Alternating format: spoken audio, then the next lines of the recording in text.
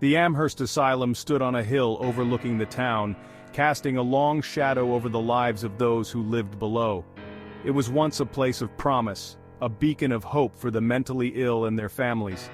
The asylum aimed to heal the sick and comfort the troubled, offering a sanctuary from the harsh realities of the outside world. But the years had not been kind to the building. Time and neglect had taken their toll. Its once pristine white walls were now gray with grime, a testament to the passage of time and the abandonment it had suffered. The windows, which once let in light and hope, were now dark, like empty eyes staring out at a world that had forgotten them. The asylum was a shell, haunted by its past, a ghost of its former self. The asylum first opened its doors in 1889, a time when mental health care was still in its infancy. It was meant to be a sanctuary, a place where patients could find peace and healing. Patients would receive the best care available, with doctors using the most modern methods of the time. But something went wrong. The promise of healing turned into a nightmare. The asylum became a place of horror, where the cries of the tormented echoed through the halls. The hope it once offered twisted into despair, and the light of promise was extinguished. Now, only whispers of its dark history remained, carried on the wind that swept through its empty corridors. The townspeople avoided the asylum. They knew its secrets, the stories of suffering and madness that had taken place within its walls. They had heard the stories, passed down through generations, of the horrors that had occurred there. Some whispered of strange lights and eerie sounds coming from the abandoned building, as if the spirits of the past were still restless. Others spoke of shadowy figures moving through the broken windows, glimpses of the tormented souls that still lingered. The asylum stood as a monument to suffering, a stark reminder of the pain and anguish that had once filled its halls. It was a place best left forgotten, a chapter of history that the town wished to close forever.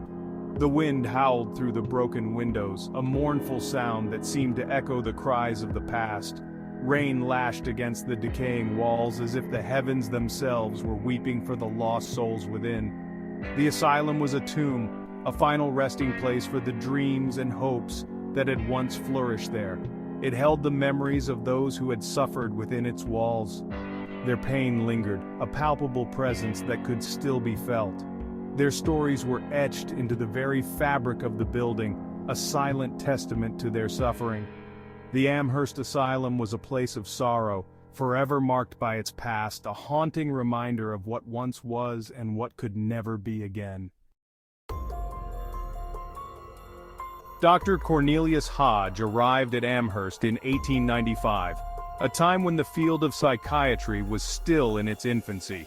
He was a man of ambition, driven by a relentless desire to make a name for himself in the annals of medical history. Hodge craved respect and recognition, believing that his work at the asylum would be his ticket to fame and prestige. He saw the asylum as his path to greatness, a place where he could implement his radical ideas. Hodge believed in control, in the absolute authority of the doctor over the patient. He demanded obedience from his staff and patients, enforcing his will with an iron fist. His methods were harsh, often crossing the line into cruelty. He believed pain could heal the mind, that suffering was a necessary step towards recovery. Hodge brought new practices to Amherst, practices that were as controversial as they were innovative. He experimented on his patients, using them as guinea pigs for his untested theories. He used ice baths, restraints, and electroshock therapy, believing these methods could unlock the secrets of the human mind. He documented his findings meticulously, convinced that his work would one day be recognized as groundbreaking. He saw himself as a pioneer, a trailblazer in the field of psychiatry. He was unlocking the secrets of the human mind, or so he believed. But his patients suffered immensely. Hodge's treatments were brutal, leaving patients traumatized and broken. Some were never the same. They became withdrawn, shadows of their former selves. They lost their spark, their will to live. The cries of the tormented echoed through the halls of Amherst, a constant reminder of the suffering within. But Hodge was unmoved.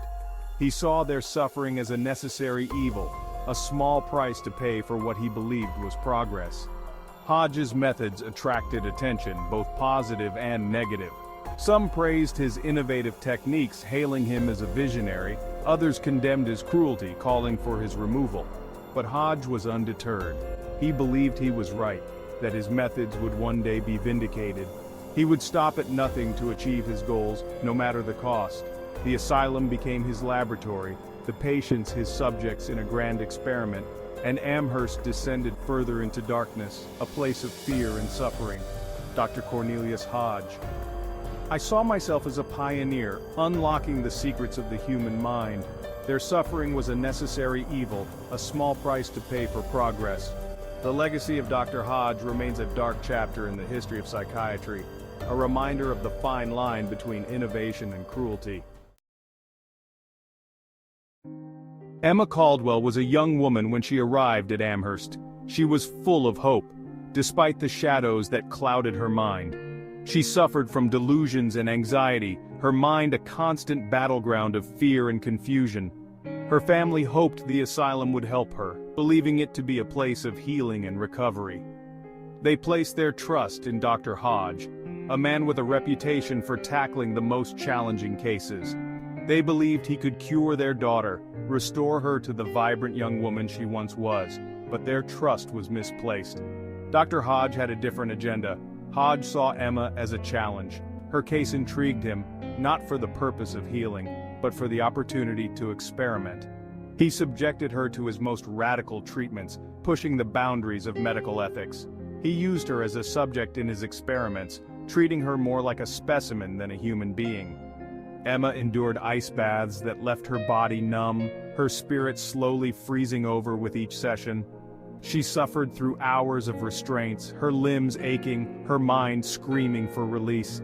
She became a shell of her former self, her vibrant personality eroded by the relentless torment. Hodge documented Emma's deterioration in his journals, each entry a testament to his cold detachment. He noted her every response, every flicker of pain and despair. He observed every change in her behavior, fascinated by the effects of his cruel methods. He was fascinated by her decline, seeing it as a measure of his own twisted success. But he never saw her as a human being. To him, she was just another subject, another experiment. Emma's spirit was broken. She was just another subject in his twisted experiments. She became withdrawn and unresponsive, her once lively demeanor now a distant memory. Her eyes, once full of life, were now vacant, reflecting the emptiness that had taken over her soul. She was a prisoner in her own mind, trapped in a nightmare from which there was no escape. Her cries for help went unanswered, echoing through the cold, unfeeling halls of the asylum. Hodge dismissed them as symptoms of her illness, ignoring the humanity behind the pleas. He was blind to the suffering he inflicted, his focus solely on the results of his experiments. Emma Caldwell.